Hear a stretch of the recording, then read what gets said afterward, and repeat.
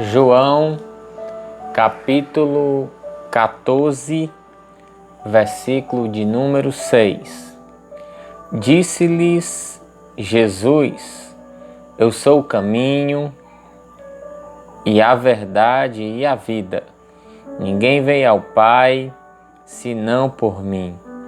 Se vós me conhecesseis a mim, também conhecereis a meu Pai. E já desde agora o conheceis e o tendes visto. Disse-lhe Felipe: Senhor, mostra-nos o Pai, o que nos basta. Disse-lhe Jesus: Estou há tanto tempo convosco e não me tendes conhecido? Felipe, quem me vê a mim vê o Pai. E como dizes tu, mostra-nos o Pai?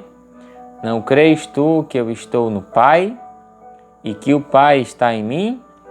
As palavras que eu vos digo, não as digo de mim mesmo, mas o Pai que está em mim é quem faz as obras. Crede-me que estou no Pai e o Pai em mim. Crede-me, ao menos por causa das mesmas obras. Glória a Deus, é um diálogo aqui entre Jesus e Felipe, dando continuidade ao nosso estudo. Nós chegamos agora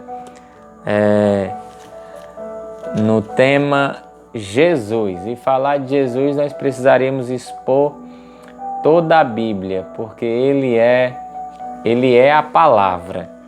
Então, nós vamos aqui tratar alguns pontos para que a gente saiba quem é Jesus. Como Ele mesmo uma vez perguntou aos seus discípulos: quem dizem as pessoas que eu sou? O que estão dizendo a respeito de quem eu sou? E alguns falavam que Ele era Jeremias, outros diziam que Ele era Elias, outros falam que Ele era um profeta. Alguém pode dizer que Ele era algum milagreiro, né? Alguém que só fazia e operava milagres, poderoso em milagres. Mas Ele faz uma pergunta: e vocês que estão andando comigo, quem é Jesus? O mais ateu que possa existir na terra, ele não pode negar a existência de Jesus, um homem que passou pela terra. Quando ele vai contar uma história, ele vai contar a história antes de Cristo e depois de Cristo. Foi ele quem deu ali uma separação em toda a história. O ano em que nós estamos, vai dizer que é depois de Cristo. Então, não temos como negar, é evidente, a história do nosso Salvador Jesus Cristo. Então, em alguns pontos, não passaríamos a vida toda aqui falando de Jesus e mesmo assim seria de difícil entendimento. Jesus, João, diferente dos outros evangelhos que trata do que Jesus fez, Mateus, Marcos e Lucas, João ele quer passar para toda a humanidade que Jesus é Deus.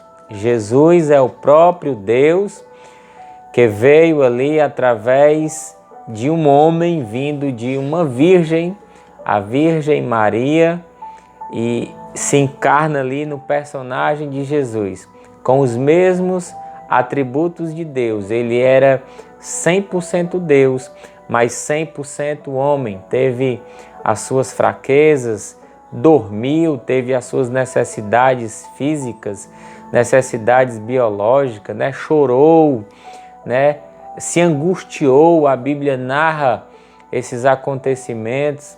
Vamos ver aqui quem é Jesus, para nós podermos entender. Muitas religiões dizem que ele é apenas um profeta, mas é muito pouco se ele fosse apenas um profeta. Todos os homens que existiram na terra, eles morreram, mas não ressuscitaram. De várias e várias religiões que existem por aí, ninguém é como Jesus Cristo, o cristianismo, aqueles que seguem realmente as palavras de Jesus. Glória a Deus. Quem é Jesus para você? Vamos aqui de uma forma bem simples, prática e objetiva tentar passar quem é Jesus, para que a gente possa entender que realmente Jesus é Deus. Jesus é o Criador, Ele é a palavra, Ele é o Verbo encarnado. Glória a Deus, Ele estava lá no começo, no princípio. No princípio era a palavra, e a palavra estava com Deus, e a palavra era Deus. Ele é a palavra, por isso a necessidade de nós lermos a Bíblia, de nós estudarmos a Bíblia. Muitos não estudam, muitos não leem, exatamente porque sentem uma certa dificuldade. Então, ouvindo essas pessoas e Deus tocando no meu coração, eu tive este desejo, esta vontade, de uma forma bem simples, de poder fazer essas gravações e deixar aí gravada para ajudar a quem possa ter algumas dificuldades de entender a Bíblia. Vamos então hoje entender quem é Jesus. Se ele é só um profeta, se ele foi só um homem poderoso, fez muitos milagres. Quem é Jesus? Quem é Jesus para você? Você conhece a história de Jesus? Você adora a Jesus? Você tem relacionamento com Jesus? Você conversa com Ele? Glória a Deus. Você acredita que um homem seja possível ele morrer, ser enterrado e depois de 3 dias ele tornar a viver? Você acredita nisso? Vamos ver aqui. Jesus, no primeiro ponto que nós vamos aqui explorar, ele é o Filho de Deus, em uma linguagem para a humanidade entender tamanho o amor de Deus. Ele trata como um filho. Ele é o único gerado de Deus, de toda a essência de Deus. Ele foi gerado através do Espírito Santo, através do Espírito de Deus. Ele, de uma forma para nós podermos entender, para se nascer uma pessoa, precisa-se de um espermatozoide e um óvulo. Não teve o espermatozoide porque Maria não teve uma relação sexual com José, a qual ela estava ali noiva, ela estava prometida, para poder se casar. Então, uma virgem concebeu e deu à luz a um Deus, a um homem Deus, gerado pelo Espírito Santo, sem ter a concepção ali normal, natural, para que se possa nascer. Então, há 2000 anos atrás, um homem, ele entra no cenário da história. Ele nasceu no mundo e cresceu até alcançar a maturidade, exatamente igual a todos os seres humanos. Mas este homem, ele era diferente de qualquer outra pessoa. Ele não era um homem comum, ele era um Deus. Glória a Deus. Uma virgem concedeu através do Espírito Santo para que ele pudesse nascer. Ele era o próprio Deus vindo à terra em forma humana. Ele era o Filho de Deus. João, o livro de João, você que tem dificuldade de entender a Bíblia, comece aí pelo livro de João. Comece lendo, porque João, ele quer deixar claro que Jesus Cristo, ele é Deus, ele é o próprio Deus.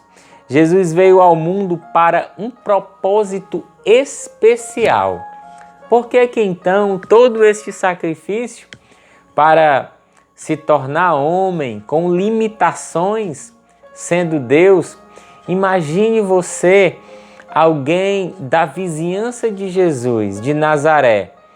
Imagine Jesus participando de um velório, tendo o poder de ressuscitar, mas tendo que se limitar ali para participar e até chorar juntamente com os familiares. Já imaginou essa situação? Já imaginou a própria mãe de Jesus tendo alguma enfermidade durante a sua infância, durante a sua juventude? Já pensou a família de Jesus passando por dificuldades financeiras e ele sendo o dono do ouro e da prata, ter que se limitar a não usar ali o seu poder para poder solucionar aqueles problemas? Imaginou como foi difícil para Jesus estar nesta terra para que ele pudesse então cumprir o seu propósito? E qual era o propósito de Jesus? Por que que Deus teve que vir aqui na terra? Deus ele é santo, Deus tem amor, Deus é justo, mas ele é santo e nós vemos o mundo muito arrodeado de pecado.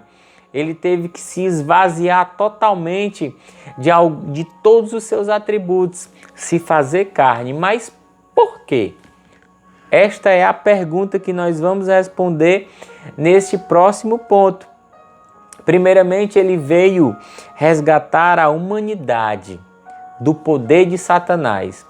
Nas aulas passadas, e estão todas gravadas, você vai entender que houve a tentação e por causa desta tentação e da queda do homem, ele estava destinado a uma morte eterna.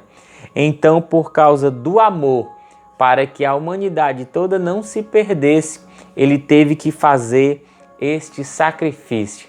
Ele veio como um resgatador para comprar de volta aquele relacionamento que o homem perdeu lá no jardim. E aí, se você tiver curiosidade, você pode voltar às aulas anteriores para poder entender como tudo isso chegou, por causa deste propósito especial de Jesus. Ele veio dar a sua vida como um resgate para nos comprar de volta. Isso, para nos comprar, para nos dar a oportunidade de nos comprar novamente. Destruir as obras de Satanás em nossas vidas, como muitos estão escravizados pelo pecado, escravizados pelos vícios. Ele nos deu a vitória. Glória a Deus, foi para este propósito, dar-nos a vida eterna. Quem entende isso, quem aceita isso, quem confessa a Jesus, Jesus é o meu Salvador. Eu creio nisso que eu estou ouvindo. Eu creio neste propósito de salvação, que um Deus fez todo este sacrifício para nos resgatar. Eu creio nesse sacrifício. Só basta isso. A salvação ela é muito simples. Ela é de graça. Eu costumo dizer que é muito mais barato ir para o céu. E para o inferno você gasta demais. Você gasta em mesa de bar, você gasta na prostituição, você gasta no vício, você gasta nos jogos. E nada disso preenche o vazio que existe dentro do teu ser. Porque a salvação ela é de graça, ela já foi paga por causa desse sacrifício aqui de Jesus. Ele veio exatamente para isso, para nos dar a vida eterna, dar-nos um novo nascimento na família de Deus, dar-nos a nova oportunidade. Como é este novo nascimento? Nós já estando velho, ter que nascer novamente é um nascimento espiritual da nova da velha criatura morrer e você nascer de novo. Já reparou para pensar que muitas pessoas falam, mas na igreja, depois que roubou, depois que matou, depois que se prostituiu, depois que foi pro bar, depois que era drogado, depois que era viciado, agora tá lá na igreja querendo dar uma de santo, mas foi por causa disso que Jesus veio, para dar uma nova oportunidade. Ele veio para os doentes, para os que não tinham chances de sair dos vícios, para que não tinha chance, aqueles que estavam já destinados à morte, essas pessoas que estão escravizadas pelo pecado. Foi exatamente por isso, para nos dar esta nova oportunidade de nascer de novo. Quantas pessoas estão afastadas do seu convívio familiar porque algumas mães, algumas esposas dizem, eu não te aguento mais. Você é viciado na droga, viciado na bebida, sai, não aguento mais você. E as pessoas vagam aí pelo meio do mundo e às vezes vão parar em uma casa de recuperação. E aí a única coisa que encontram é esta nova oportunidade, este novo nascimento. E aí passam por um longo período de tratamento através da palavra de Deus, da água da vida. Esta nova oportunidade, este novo nascimento. E aí essas pessoas, elas são libertas, elas são curadas. Foi este o propósito de Jesus ter vindo. Foi por causa disso. Restaurar a nossa comunhão com Deus Pai. Primeiramente, o homem restaura esta comunhão e muitos, quando se recuperam, voltam para os seus lares para dar alegria à sua família. Olha o propósito maravilhoso de Jesus Cristo. Foi por isso que ele veio. Jesus veio para nos mostrar a natureza de Deus. Quantas vezes Deus tentou se revelar para o homem de uma forma que a nossa mentalidade não consegue entender, tentando fazer alianças com o homem, falando com o homem, conversando com o homem, e o homem sempre fraquejando, sempre fracassando. Então veio ele mesmo, em forma de homem, para conversar com o homem. Sendo Deus, conversar com o homem, na linguagem do homem, para que ele pudesse entender. E aí ele revela toda a natureza, o texto que nós lemos. Se vocês realmente me conhecem, vocês conhecem também ao meu Pai. De agora em diante, vocês o conhecem de fato e o viram, porque eles estavam vendo ali a Jesus Cristo.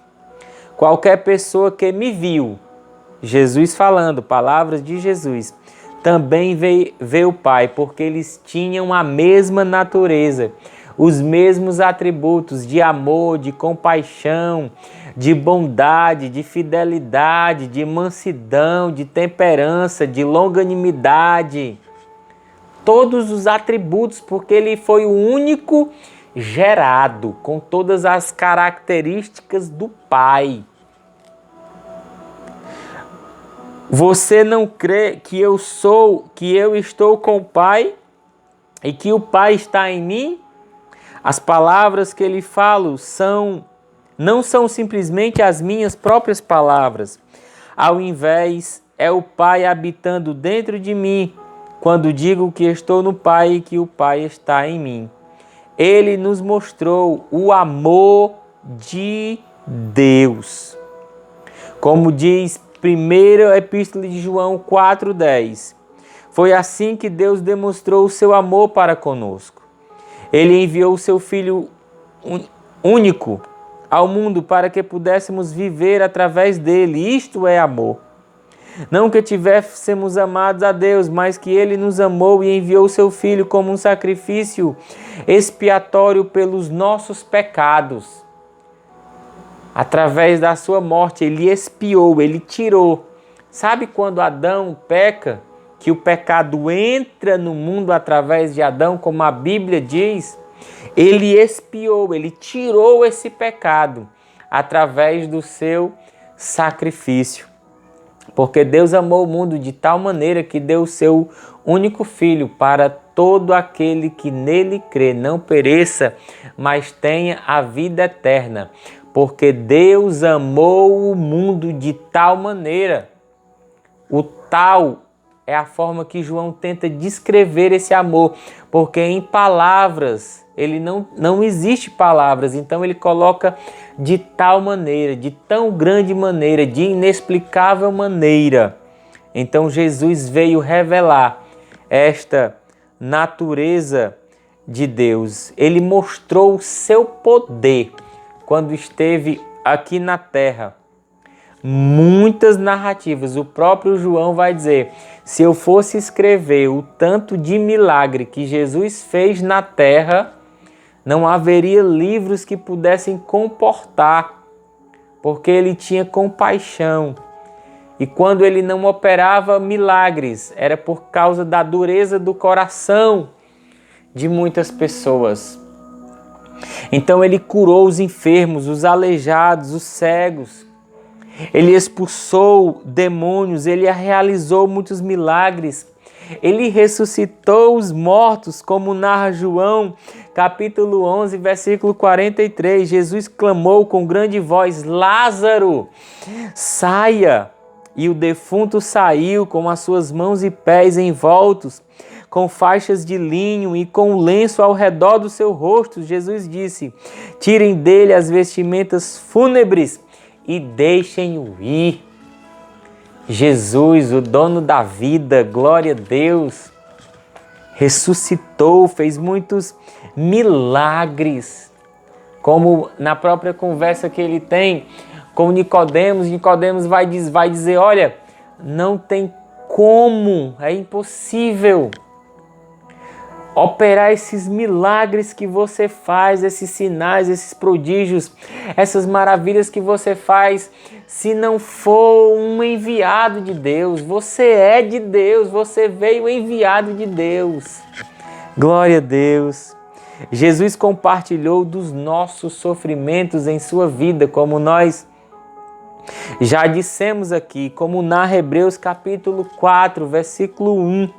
Porque não temos um sumo sacerdote que é incapaz de compadecer-se das nossas fraquezas, mas temos um sumo sacerdote que foi tentado de todas as formas, exatamente como somos, contudo sem pecado.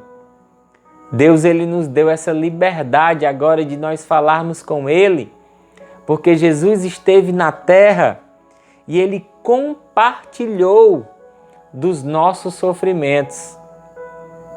Ele entendeu, ele esteve aqui na terra, sentindo fome como você sente, como eu falei no começo, das necessidades, das aflições, e na época que Jesus estava aqui, havia um império. Se nós reclamamos hoje de muitos impostos, imagine na época de Jesus. Eles trabalhavam, mas não poderiam usufruir ali, como ele era carpinteiro. Já pensou ele vender um guarda-roupa? Vende por R$300, mas tinha que tirar ali a parte de Roma. Além de todas as dificuldades, ia lá o cobrador, o publicano, e às vezes o publicano cobrava mais, muito além do que o Império Romano mandava cobrar. Já pensou algum líder aqui do bairro chegar na sua casa no final do seu salário, depois de você já ter tanta dificuldade para pagar a água, pagar a luz, pagar o arroz, tudo tem um imposto, e chegar mais alguma pessoa para cobrar mais ainda, além do que você já pagou? Era o que os publicanos faziam. Então ele compartilhou destes sofrimentos Mas o escritor de Hebreus fala sem pecado, sem cometer nenhum pecado. Glória a Deus. Jesus morreu na cruz por nós. Homens malvados tomaram o Senhor Jesus e o executaram, crucificando numa cruz de madeira como um criminoso comum, porque naquela época só os rebeldes iam para a cruz. Jesus não era nenhum rebelde, ele só fez o bem. Ele não fez nenhuma rebelião, ele não queria tomar o reino do governador Herodes. Ele só fez o bem, mas ele teve a pior morte da época. A morte de cruz como um criminoso. Era uma injúria ser crucificado em uma cruz naquela época. Na lei judaica não tem morte por crucificação. A pior morte da lei judaica é apedrejamento, mas eles bolaram ali uma trama, um julgamento que não existiu, condenando um inocente, mas calado como um cordeiro mudo, porque o propósito era esse, morrer na cruz, cumprir toda a lei, para dizer está consumado, está pago. Eu comprei eles de volta com o meu sangue, com a minha morte. Eu enfrentei todos os problemas para que eles pudessem ser vitoriosos em mim. Oh, glória! Mas o que nos mantém firmes e alegres é por causa que Ele ressuscitou. Como diz Efésios capítulo 2, versículo 4. Mas devido ao seu grande amor por nós, Deus, o qual é rico em misericórdia, nos vivificou com Cristo. Deus nos ressuscitou com Cristo e nos assentou com Ele nos lugares celestiais em Cristo, por causa da sua ressurreição. Se não houvesse ressurreição, meus amados irmãos, a nossa fé seria vã. Mas Ele ressuscitou. Nós não cremos em alguém que está morto, que alguém só teve uma ideia ali, disse que viu um anjo e escreveu ali um livro e morreu e está lá morto. Nós cremos em alguém que falou, fez muitos milagres, sinais, prodígios e maravilhas, morreu sem nenhum pecado, com uma vida santa. Compare a vida de Jesus com todos os homens que pisaram nessa terra. Ele foi perfeito. Compare a vida de Jesus com todos os líderes religiosos. Compare a vida de Jesus. Se você segue um pastor, se você segue uma religião, se você segue um papa, se você segue alguém que diz que viu um anjo e escreveu um livro, compare a vida de Jesus com essas pessoas. Pare de seguir pessoas pecadoras como nós, porque todos pecaram e estão afastados da glória de Deus. Só quem pode nos aproximar de Deus é Jesus Cristo. Foi o primeiro versículo que nós lemos. Ele é o caminho, Ele é a verdade, Ele é a vida, tudo é Ele. Tudo diz respeito a Ele. Por que procurar atalhos em homens, em santos, em imagens? Não precisa de atalho, vai direto nele. Ele ressuscitou. Todo o poder foi lhe dado no céu e na terra. E para fechar, para complementar, Jesus abriu este caminho. Quando ele diz que é o caminho do céu, para nós termos uma vida no céu. Portanto, irmãos, já que temos confiança de entrarmos no lugar santíssimo através do sangue de Jesus. Lá naquela cruz, cada chicotada, a coroa de espinho, a lança transpassando o seu lado, cada gota de sangue, e através de um novo e vivo caminho aberto para nós através do véu. Isso é do seu corpo que foi rasgado. Porque antes tinha um véu que separava o sumo sacerdote do povo. Só quem podia entrar era o sumo sacerdote. Mas por causa do flagelo do corpo de Cristo, nós temos um livre acesso ao Santo dos Santos. Aproximemo-nos de Deus com um sincero coração e em total certeza de fé. Oh, louvado seja o nome do Senhor! Quando a sua obra na terra foi completada, Jesus voltou ao céu para ficar com Deus, o seu Pai. Mas isto também foi por nós, pois Ele abriu o caminho para a presença de Deus, onde podemos habitar agora e para sempre. Como um homem depois de ressuscitado, Ele foi atrás de todos os seus discípulos que o abandonaram. Glória a Deus. Ele disse, olha, eu estou indo para o céu, mas eu não vou deixar vocês sozinhos. Vou enviar outro Consolador, com a mesma essência que eu tenho, com os mesmos atributos que eu tenho. E para sempre eu estarei com vocês, até o final do tempo, até os fins dos tempos. Este Consolador está dentro de nós, dentro do nosso coração, no momento em que nós confessamos a Jesus como nosso único e suficiente Salvador. Que Jesus te abençoe, que Jesus abençoe a tua família, em nome de Jesus, em nome de Jesus.